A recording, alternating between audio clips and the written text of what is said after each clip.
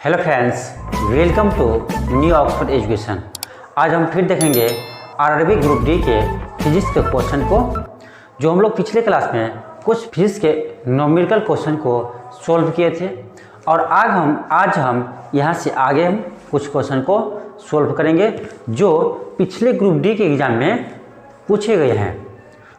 Next question है कि एक मजदूर 10 केजी का सामान भूमि से उठाकर 1.2 मीटर ऊपर अपने सिर पर रखता है, तो उसके द्वारा सामान पर किए गए काम की गणना करें। यह क्वेश्चन पिछले वीडियो में हम 2 से 3 क्वेश्चन बनाए थे और यह क्वेश्चन अधिक बार रिपीट किया गया है। तो इस क्वेश्चन को देखते हैं कि 10 केजी का है, इसका मास 10 केजी है और इसको हम 1.2 मीटर ऊपर, कितना 1.2 मीटर ऊपर हाइट हम ले जाते हैं, मजदूर ले जाते हैं। तो कह रहा है इन मजदूर के द्वारा इस बॉडी पर कितना कार्य किया गया। आप लोगों को हम पिछले क्लास में बताए थे कि h हाइट यदि ले जा रहे हैं तो यह वर्क होता है mgh, यह वर्क होता है mgh जो व्यक्ति इस बॉडी पर करेगा। तो यह होता है mgh, यहाँ पर मास दिया है, हाइट दिया है और g का मान पता है 10 मीटर पर सेकेंड स्क्वायर होता है। तो इसे आप याद रखिए, क्योंकि अभी तक हम लोग क्वेश्चन बनाए हैं, इसमें अधिकतर बार क्वेश्चन यह रिपीट हुआ है, सबसे अधिक बार रिपीट हुआ है। हमको लग रहा है 4 से 5 बार क्वेश्चन अभी हम देख चुके हैं, कल से शुरू किए थे आज तक में। तो इतना बार जब क्वेश्चन रिपीट हो रहा है तो हम क्यों नहीं इसको हम याद ही कर लें, इसको ध्यान ही रखें कि किसी बॉडी को ले जाने में बॉडी पर किया गया कार्य होता है mgh। तो इसे आप याद रखिए, वर्क होता है mgh। तो यह होगा m है 10, हाइट है 1.2 और g के मान होता है 10। यह पॉइंट उड़ेगा, यहाँ से 10 कट जाएंगे, तो यहाँ से आएगा 10 गुने 12 यानी 120 जूल। कितना आएगा 120 जूल, यह आ गया 120 जूल। ऑप्शन है यहाँ पर ऑप्शन ए। तो यह क्वेश्चन अधिक बार रिपीट हुआ है, इसीलिए आप उसे याद रखिए कि यह होता है mgh। नेक्स्ट क्वेश्चन है कि ध्वनि तरंग के तरंगदैर्घ्य की गणना करें जिसमें आवृत्ति 200 हर्ट्ज है और किसी दिए गए माध्यम में उसकी गति 400 मीटर पर सेकेंड है। आपको दिया गया है, आपसे पूछ रहा है, आपसे कह रहा है कि तरंगदैर्घ्य ज्ञात करने के लिए इसमें आपको दिया है फ्रीक्वेंसी दिया है, यानी आवृत्ति को हम लिखते हैं f से, फ्रीक्वेंसी इसको इंग्लिश में बोलते हैं। तो फ्रीक्वेंसी दिया है आपको 200 हर्ट्ज, तो फ्रीक्वेंसी का SI मात्रक होता है हर्ट्ज, इसको लिखते हैं hz से, यह दिया गया है। और इसमें स्पीड दिया है, इसके माध्यम का स्पीड दिया है 400 मीटर पर सेकेंड, इसका स्पीड दिया है 400 मीटर पर सेकेंड। तो इसमें वेवलेंथ करा आपसे लेमडा मांग रहा है, आपसे लेमडा फाइंड करने का कर रहा है वेवलेंथ। तो हम जानते हैं यह होता है v बराबर f लेमडा, इसे आप याद रखिए, v बराबर f लेमडा। यहाँ पर v है स्पीड ऑफ साउंड, यहाँ पर v है स्पीड ऑफ साउंड यानी ध्वनि की गति, f है फ्रीक्वेंसी यानी आवृत्ति और लेमडा है वेवलेंथ, जिसको हम हिंदी में बोलते हैं तरंगदैर्घ्य। तो आपसे यही वेवलेंथ पूछे जा रहे हैं। तो v दिया हुआ है, आपको यहाँ पर स्पीड दिया है 400, फ्रीक्वेंसी दिया है 200 हर्ट्ज, लेमडा नहीं दिया है। तो आपको यहाँ 0 0 कट जाएगा, 0 0 कट जाए, 2 दूनी 4। तो यहाँ से लेमडा आ गया 2 मीटर, यहाँ से लेमडा आ गया 2 मीटर यानी वेवलेंथ। इसका तरंगदैर्घ्य आ गया 2 मीटर, इसमें है ऑप्शन बी। तो सभी क्वेश्चन फार्मूला बेस्ड ही होता है, आपको सिर्फ फार्मूला याद रखना है, फार्मूला को ध्यान रखना है। तो फार्मूला ऐसे आप बैठकर रटेंगे, इससे याद नहीं होगा। इसका एक ही तरीका है कि आप क्वेश्चन को सोल्व कीजिए, इसी के माध्यम आप फार्मूला को सीखिएगा, क्योंकि रटने से आपको याद नहीं रहेंगे, आज रटेंगे कल भूल जाएंगे। इसके लिए सबसे ज़रूरी यह है कि आप क्वेश्चन को बार बार बनाइए। क्वेश्चन को हम बार बार बनाएंगे तो इसी से क्या होता है ना कि हमको फार्मूला याद हो जाता है, पता भी नहीं चलता है, हमको फार्मूला याद हो जाता है। क्योंकि जब हम क्वेश्चन को बनाएंगे, एक ही क्वेश्चन को 4 बार 5 बार रिपीट होगा, इससे यह होगा कि हमको फार्मूला याद हो जाएगा, क्योंकि फार्मूला के याद करने का तरीका और दूसरा नहीं है। हम नेक्स्ट क्वेश्चन है कि एक कार का वेग 10 सेकेंड में 18 किलोमीटर पर आवर से 72 किलोमीटर पर आवर तक समान रूप से बढ़ता है, तो कार के त्वरण की गणना करें। इसी तरह से सेम क्वेश्चन हम पिछले क्लास में बताए थे, और क्वेश्चन देखिए रिपीट भी हुआ है, भले डाटा इसका अलग हो, लेकिन इसमें भी एक्सेलरेशन ही पूछ रहा था और इसमें भी एक्सेलरेशन ही पूछ रहे हैं। तो एक्सेलरेशन होता है ए बराबर final velocity minus initial velocity by time T. तो यह होता है एक्सेलरेशन का फॉर्मूला। आपको यहाँ पर देखिए दिया गया है, फाइनल स्पीड भी दिया गया है, कितना है 72 किलोमीटर पर आवर, भी दिया है 72 किलोमीटर पर आवर, और यू दिया है 18 किलोमीटर पर आवर, और टाइम भी दिया गया है। इसमें टाइम दिया है आपको 10 सेकेंड। 10 सेकेंड।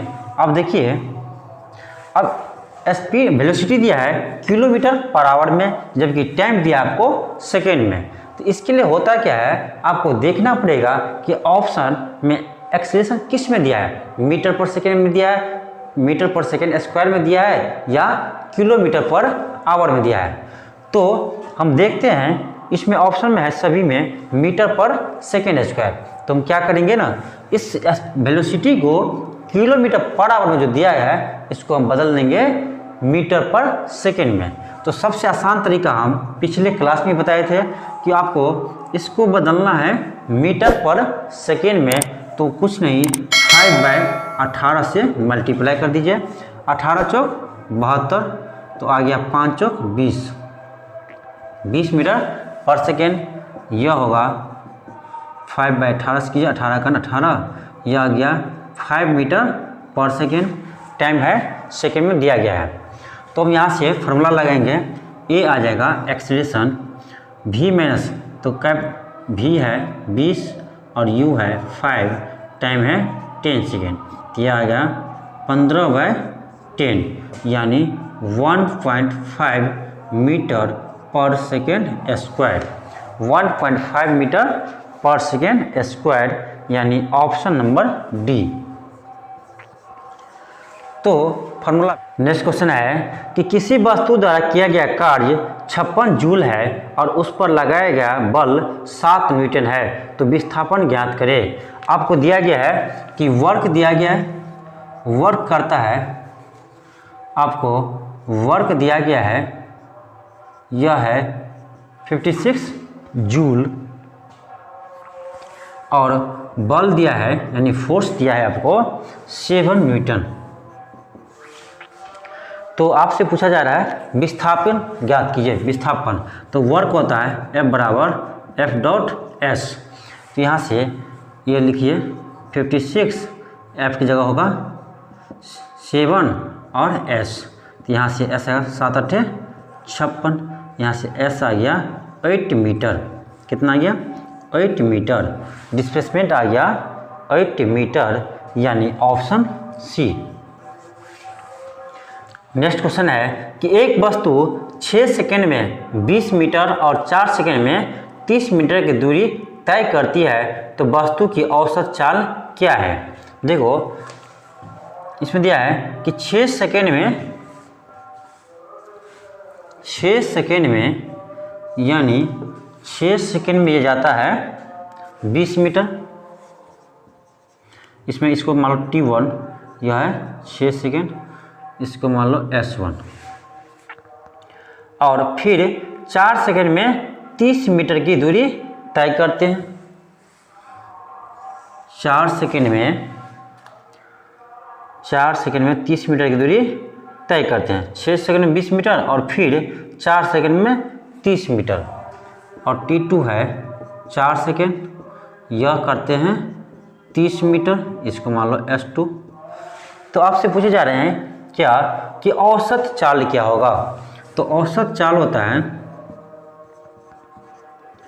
औसत चाल यानी एवरेज स्पीड, कुल दूरी बटे कुल समय, कुल दूरी बटे कुल समय, कुल दूरी बटे कुल समय यानी टोटल डिस्टेंस बटे टोटल टाइम। तो यहाँ पर देख लो, कुल दूरी है 20 मीटर, 30 मीटर, यह हो गया 50 मीटर। कुल समय 6 सेकेंड, 4 सेकेंड, 10 सेकेंड, 10 कट गया, हो गया 5 मीटर पर सेकेंड। यह या औसत चाल 5 मीटर पर सेकेंड, यानी ऑप्शन इसमें है सी। इसमें 5 मीटर पर सेकेंड है, ऑप्शन है सी। नेक्स्ट क्वेश्चन है कि 15 केजी द्रव्यमान की एक वस्तु 6 मीटर पर सेकेंड के एक समान वेग से गति कर रही है, तो उस वस्तु में ने गतिज ऊर्जा धारण की है। यानी आपसे पूछ रहा है कि काइनेटिक एनर्जी कितनी है। गतिज ऊर्जा का इंग्लिश होता है काइनेटिक एनर्जी में, यह होता है half M V square. Kinetic energy होता है हाफ एम वी स्क्वायर। इससे हम पहले भी इस पर क्वेश्चन देख चुके हैं। तो आप याद रखिए कि गतिज ऊर्जा होता है हाफ एम वी स्क्वायर, जहाँ पर एम क्या है, मास ऑफ बॉडी है, और वी है वेलोसिटी ऑफ बॉडी। तो इसमें दिया गया है, मास भी दिया है 15 केजी और इसका वेलोसिटी भी दिया है 6 मीटर पर सेकेंड। तो यहाँ से काइनेटिक एनर्जी का फॉर्मूला लगा दो, हाफ एम, एम की जगह कितना है 15, 15 है गुने वी स्क्वायर, तो 6 का स्क्वायर करो, तो यह आ जाएगा 1/2, 15 गुने 6 के 36, 2 से काट दो 18, तो यह हो जाएगा 15 गुने 18, इतने जूल आएंगे। तो आप 15 और 18 को मल्टीप्लाई कीजिए, यह आ जाएगा 15 गुने 18, यानी यह आ जाएगा 270 जूल, 270 जूल। ऑप्शन बी आ जाएंगे। नेक्स्ट क्वेश्चन है कि किसी वस्तु की गतिज ऊर्जा 120 जूल है और उसका द्रव्यमान 15 केजी है, तो वस्तु का वेग ज्ञात करें। देखो अभी हम देखे हैं कि काइनेटिक एनर्जी यानी गतिज ऊर्जा का फॉर्मूला होता है 1/2 एम वी स्क्वायर, यानी हाफ एम वी स्क्वायर। इसे आप याद कर लीजिए, क्योंकि इससे क्वेश्चन बार बार रिपीट हुआ है, इससे क्वेश्चन बार बार पूछा गया है। तो गतिज ऊर्जा का फॉर्मूला होता है हाफ एम वी स्क्वायर। यहाँ पर देखो आपको गतिज ऊर्जा दे दिया गया है, यह कितना दिया है 120 जूल 1/2, और मास देखो यह भी दे दिया है 15 केजी इंटू वी स्क्वायर। यहाँ से भी निकालो, तो यह आ जाएगा, इधर मल्टीप्लाई हुआ 240 बराबर 15 वी स्क्वायर, यहाँ से आ जाएगा 240। इस 15 को इधर लाओ, यह होगा 15 का 15, इसमें बच जाएगा आपको 5 9, 15 छके 90, यह आ जाएगा 16 वी स्क्वायर। यहाँ से आ जाएगा v बराबर √16, यानी 4 मीटर पर सेकेंड। यहाँ से स्पीड आएगी आपको 4 मीटर पर सेकेंड। इसका आंसर हो जाएगा option B, option B. Next question है कि 15 केजी द्रव्यमान की एक वस्तु 2 मीटर पर सेकेंड के एक समान वेग से गति कर रही है, तो उस वस्तु की गतिज ऊर्जा कितनी है। फिर क्वेश्चन देखो रिपीट किया है, काइनेटिक एनर्जी आपसे पूछे जा रहा है। फिर यह क्या होता है half M V square, half M V square. I hope अभी तक आपको यह याद हो गया होगा, क्योंकि 2 से 3 क्वेश्चन तो अभी हम बनाए हैं, लगातार इस क्वेश्चन रिपीट किया गया है। Kinetic energy half M V square, इसी की हिंदी में बोलते हैं गतिज ऊर्जा हाफ एम वी स्क्वायर होता है। यहाँ पर देखो मास भी आपको दिया गया है, हाफ एम की जगह दिया गया है 15 kg और भी दिया है 2 का स्क्वायर करो 1/2, 15 गुने 2 दूनी 4, 2 दूनी 4, 15 गुने 2, 15 दूनी 30 जूल आ गया, यानी ऑप्शन नंबर डी आ गया आंसर। तो इसी तरह से क्वेश्चन पूछे जाते हैं और बहुत आसान रहता है। आप एक बार फार्मूला को देख लीजिए, नहीं हम आपको फार्मूला याद करने के भी नहीं कहते हैं, आप क्वेश्चन को बार बार बनाइए, क्वेश्चन को बनाने से ही आपको फार्मूले याद हो जाएंगे। नेक्स्ट क्वेश्चन है, पृथ्वी की सतह पर मापे जाने पर एक वस्तु का भार 60 न्यूटन है, तो चंद्रमा की सतह पर इसका भार क्या होगा। यह क्वेश्चन देखो, पृथ्वी पर किसी वस्तु का भार दिया गया है, यानी वेट दिया गया है 60 न्यूटन, वेट दिया है 60 न्यूटन। तो आपसे पूछे जा रहे हैं कि चंद्रमा पर इसका वेट क्या होगा। तो चंद्रमा पर इसका वेट होता है 1/6 कर दो, तो 60/6 यानी हो जाएगा 10 न्यूटन। 10 न्यूटन यानी ऑप्शन आ जाएगा आपको, ऑप्शन है बी 10 न्यूटन। तो जो पृथ्वी पर वेट होता है, भार होता है, इसका 1/6 भाग होता है चंद्रमा पर, उसको आप ध्यान रखिएगा। चंद्रमा पर वेट होता है पृथ्वी के वेट का 1/6 भाग। यदि आपको दिया है कि किसी वस्तु का पृथ्वी पर द्रव्यमान 60 kg है, तो चंद्रमा पर इस वस्तु का द्रव्यमान कितना होगा, तो 60 kg ही होगा, क्योंकि मास बदलता नहीं है, सिर्फ कौन बदलता है, वेट बदलता है।